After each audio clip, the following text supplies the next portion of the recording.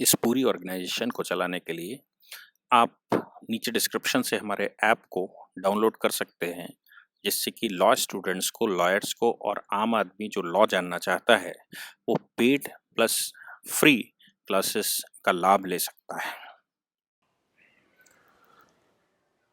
नमस्ते सदा वत्सले मातृभूमि।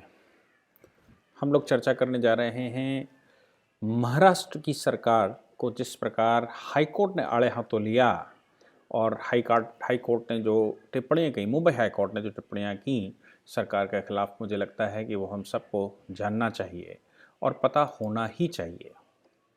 क्या है ये मामला और क्या कोर्ट ने कहा? कोर्ट ने सुनैना होले का एक मामला है। सुनैना होले ने एक वीडियो रिकॉर्ड किया था सरकार की पॉलिसीज़ को क्रिटिसाइज़ करते हुए। उन्होंने बताया कि सरकार क्या कर रही है, कैसे कर रही है, सरकार की पॉलिसियां में कहाँ गड़बड़ी है, सरकार को क्या करना चाहिए, कैसे करना चाहिए। ऐसा कहते समय ये संभव है कि उन्होंने उद्धव ठाकरे जी का नाम लिया हो और उनके बेटे का नाम लिया हो कि इनकी पॉलिसीज़ गड़बड़ हैं, ऐसी पॉलिसियां प्रदेश में नहीं चल सकती, कुछ जो भी कहा हो। हालांकि वो वीडियो ऑनरेबल कोर्ट के सामने प्ले करके दिखाया गया और वो 3 वीडियो ने ट्वीट किए थे। इन 3 वीडियो पर 3 एफआईआर दर्ज की गई। उन 3 एफआईआरों को क्वैश करने के लिए एक केस सुनैना होले ने ऑनरेबल कोर्ट में डाला था। और मुकदमा भी कैसा? Section 153 capital A, section 505 clause 2 और सेक्शन 500 ऑफ आईपीसी।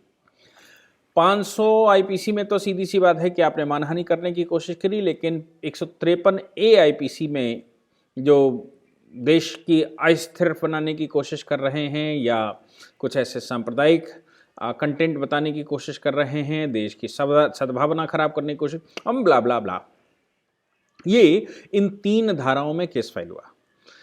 अब हम समझ सकते हैं कि सेक्शन 500, हालांकि कहा यह गया, मजे की बात यह है कि कहा यह गया कि भाई किसी ने एफआईआर दर्ज करवा दी और उस एफआईआर के आधार पर पुलिस इन्वेस्टिगेशन कर रही है और पुलिस इन्वेस्टिगेशन करते समय उस एफआईआर में फला फला व्यक्ति को इन्वेस्टिगेशन का पार्ट बनाया हुआ है। लेकिन सेक्शन 500 जब लगाया जाता है तो ये मानहानि का मामला है। मानहानि कोई दूसरा किसी तीसरे की मानहानि पर केस नहीं कर सकता।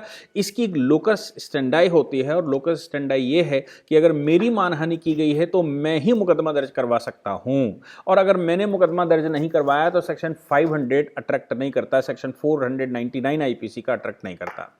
तो इस मामले में आर्गूमेंट करते समय ऑनरेबल कोर्ट के सामने तो पब्लिक प्रोसिक्यूटर ने यह कहा कि साहब एक एफआईआर हुई है, एफआईआर में हम इन्वेस्टिगेट करने की कोशिश कर रहे हैं, इसमें what is wrong in that. Honourable Mumbai high court के जस्टिस एस शिंदे और जस्टिस MS कार्निक की खंडपीठ ने एक बड़ा भारी स्टेटमेंट दिया। उन्होंने कहा, भैया कितनी एफआईआर दर्ज करवाओगे और कब तक एफआईआर दर्ज करवाओगे? गवर्नमेंट को तैयार रहना चाहिए। अगर आपने सरकार बनाई है और आप पब्लिक फिगर बने हुए हैं, आप सोशल फील्ड में हैं, आप सार्वजनिक जीवन में आए हुए हैं, तो सरकार के रहते हुए भी, सरकार के आने से पहले, सरकार के जाने के बाद भी क्रिटिसाइजेशन के लिए तैयार रहना चाहिए। और ये पब्लिक है जिसने वोट देकर सरकार बनाई है। सरकार बनाने के समय पर क्रिटिसाइजेशन एक आम बात है और सरकारों को मेंटली तैयार रहना चाहिए। ये मुझे लगता है कि सेक्शन 500 पुलिस जो लगा रही है और उद्धव ठाकरे जी या उनके बेटे ने, आदित्य ठाकरे जी ने मुकदमा नहीं लिखवाया, तो फिर पुलिस भी अपनी लिमिट्स को क्रॉस कर रही है। पुलिस, इसका मतलब ये हो गया कि आदित्य ठाकरे जी और उद्धव ठाकरे जी के मामलों में पुलिस एक्स्ट्रा सेंसिटिव है और उनको खुश करने के लिए उनके अपने ही पैरों को खींचने का प्रयास कर रही है, उनको फंसाने का प्रयास कर रही है। ज्यादा अच्छा करने के चक्कर में, मुख्यमंत्री को खुश करने के चक्कर में, मुझे लगता है कि मुख्यमंत्री को फंसाने का प्रयास कर रहा है, जिसमें पिछले कई बार में हमने देखा है कि पुलिस की एक्टिविटीज की वजह से, हालांकि कहा तो यह जाता है कि पुलिस की एक्टिविटी का मतलब सरकार की एक्टिविटी और सरकार उसके लिए रिस्पॉन्सिबल है, लेकिन मुझे नहीं लगता कि इन छोटे छोटे मामलों में सरकार रिस्पॉन्सिबल होगी या सरकार ने डायरेक्शन दिया होगा कि इनके खिलाफ मुकदमे लिखवा दो। इतने सारे कुछ नागपुर से मुकदमे आए। नागपुर का एक रिसेंटली केस ट्वीट का, जो अभी कल ही एसीएम ने उनको समीर ठक्कर मामले में कहा है कि आप अपना ट्विटर अकाउंट खोल लीजिए, और ट्विटर अकाउंट भी उनका बैन कर दिया गया था। उनके खिलाफ कई एक एफआईआर दर्ज की गई थी। उस मामले में भी एफआईआर दर्ज होने के बाद उनकी गिरफ्तारी, और गिरफ्तारी के बाद मामला कोर्ट में चल रहा है। कल उनके ट्विटर अकाउंट को फ्रीज किया गया था उसको खोला गया है, कोर्ट ने ऑर्डर किया। तो मैं ये जो सोशल मीडिया के प्लेटफॉर्म्स हैं, इन सोशल मीडिया के प्लेटफॉर्म्स पर क्रिटिसाइजेशन अगर हम सरकार का नहीं करेंगे, हमारे यहाँ तो शुरू से कहा गया है कि निंदक नीरे राखिए, अगन कुटी छपाए, तो निंदक तो आपको रखना ही पड़ेगा। अगर निंदक के खिलाफ आप आर्बिट्रेरी एक्शन लेने लगेंगे तो वो गलत हो जाएगा। लेकिन मुझे लगता है कि ये सरकारें इतनी छोटी बातों पर ध्यान नहीं देती, लेकिन ये जो उनके चेले चप्पड़ रहते हैं और जो उनके पार्टी के लोग रहते हैं, उन्होंने इस प्रकार के मुकदमे लगवाए होंगे। हम सब जानते हैं कि नरेंद्र मोदी जी को किस स्तर पर क्रिटिसाइज किया जाता है और क्या नहीं कहा गया, लेकिन उन्होंने अपनी तरफ से आज तक कोई मुकदमे नहीं करवाए। योगी आदित्यनाथ जी को क्या नहीं कहा जाता और किस स्तर पर नहीं कहा जाता, लेकिन उन्होंने आज तक इस मामलों में कभी मुकदमे नहीं दर्ज करवाए। अगर उनकी क्रिटिसाइजेशन की गई और उनको सुनने को मिला तो उन्होंने उसमें सुधारात्मक कार्रवाइयां की। मुझे लगता है कि उद्धव ठाकरे जी को यह बात देखनी चाहिए कि क्या उनकी पुलिस उनके बिहाफ पर जबरदस्ती ज्यादती तो नहीं कर रही। लेकिन एक बात से मैं उद्धव ठाकरे जी के या शिवसेना के एक स्टेटमेंट से बहुत खुश हूं।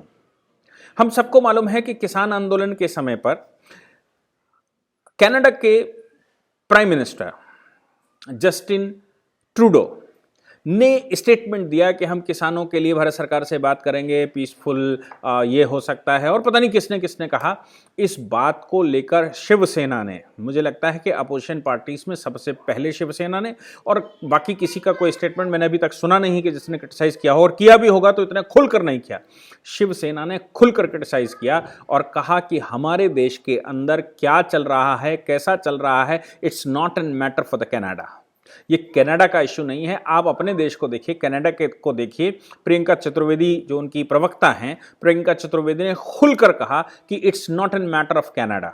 मुझे लगता है कि शिवसेना का ये जो स्टेटमेंट आया हमारे देश के लिए, ये दिखाता है कि शिवसेना भी, आप आज वो चंगुल में हो सकता है फंसे हों कांग्रेस के और एनसीपी के, लेकिन शिवसेना भी देश के मामले में किस प्रकार से कार्य कर सकती है और कैसे कह सकती है। मैं ये नहीं कह रहा हूं कि शिवसेना दोषी नहीं है बाकी मामलों में, लेकिन मुझे लगता है कि जो राज्य के अंदर गतिविधि चल रही है और ऑनरेबल मुंबई हाईकोर्ट की जो टिप्पणी आई है, चाहे इस मामले में, चाहे अर्नब गोस्वामी, चाहे कंगना रनावत के मामले में, ऑनरेबल सुप्रीम कोर्ट की टिप्पणी जो अर्नब गोस्वामी के मामले में आई है, इन सबको ध्यान में रखते हुए राज्य की सरकार की जिम्मेवारी बनती है कि वो इन पॉलिसीज को रिव्यू करें कि किस प्रकार से एक्शन लेना है। पब्लिक फिगर्स के खिलाफ एक्शन, क्या उनके ट्वीट पर या उनके क्रिटिसाइजेशन पर या क्रिटिसाइजेशन करने पर एक्शन लेना चाहिए, या क्रिटिसाइजेशन जब कोई करता है तो उसके रिटेलिएशन में वो कार्य करना चाहिए कि वो उनका मुख बंद हो जाए, वो बोलने के लायक ना बचें, उनके पास स्टेटमेंट जो उनका है वो या तो झुटला दिया जाए, या फिर वो जो स्टेटमेंट दे रहे हैं उनको ये अवसर भी दिया जा सकता है कि मेरे कहने पर सरकार ने ऐसा कर लिया, या मैंने ये आवाज उठाई थी जिसकी वजह से सरकार ने ऐसा कर दिया, या मैंने सबसे पहले इश्यू उठाया था। अगर वो क्रेडिट लेना चाहते हैं तो उनको क्रेडिट देना चाहिए, इसमें कोई बुराई नहीं। सरकार के बहुत सारे हाथ पैर अंग नहीं होते, लेकिन सरकार के पास मीडिया, सोशल मीडिया से जो खबरें आती हैं वो उसकी सूचना का तंत्र होता है, और उसको सूचनात्मक लेते हुए उस पर कार्रवाई करना या उस स्तर पर अपने को सुधारना और सरकार की पॉलिसीज को सुधारना, मुझे लगता है कि सरकारों की जिम्मेवारी बनती है। हमारे देश में सभी सरकारों को ऐसा करना चाहिए, जैसा योगी आदित्यनाथ जी करते हैं, जैसा केंद्र की सरकार करती है और जैसा मध्य प्रदेश सरकार करती है। इन सब को ध्यान में रखते हुए, इन सब की एक्टिविटीज को ध्यान में रखते हुए, क्रिटिसाइजेशन की पॉलिसी के आधार पर अपनी पॉलिसी बनाना, उसको ध्यान में रखते हुए मुझे लगता है पूरे देश की सरकार को रिटेलिएशन की बजाय रिटेलिएशन का तरीका बदलना चाहिए। सीधा एक्शन लेने की बजाय, लोगों के खिलाफ उनकी प्रतिक्रिया बंद करवाने के बजाय एक्शन के मूड में आना चाहिए। लेकिन एक्शन सरकार अपनी सरकार के एक्टिविटीज पर एक्शन ले, जिससे कि देश को मैसेज जाए। एक ट्वीट अगर कोई करता है, कोई एक ऑर्गेनाइजेशन बोलती है, कुछ लोग उसके सरकार के खिलाफ बोलते हैं, तो वो चुप हो जाएं और ये कहें, लोग कहने लगें कि नहीं, सरकार तो सही कर रही है। अगर सरकार ने एक बार गलत हो गया, सरकार से चूक हो भी गई, तो भी जिम्मेवारी तुम्हारी बनती है, तुमने गलत किया। अब इससे ज्यादा क्रिटिसाइजेशन करने की आवश्यकता नहीं है, क्रिटिसाइजेशन का समय समाप्त हो चुका है।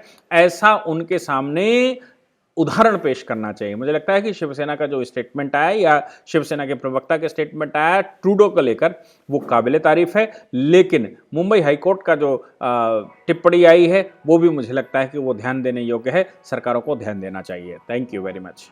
यदि आप लॉ पढ़ना चाहते हैं तो कहीं और क्यों जाना, हमारे ऐप को डाउनलोड करें और लॉ पढ़ें।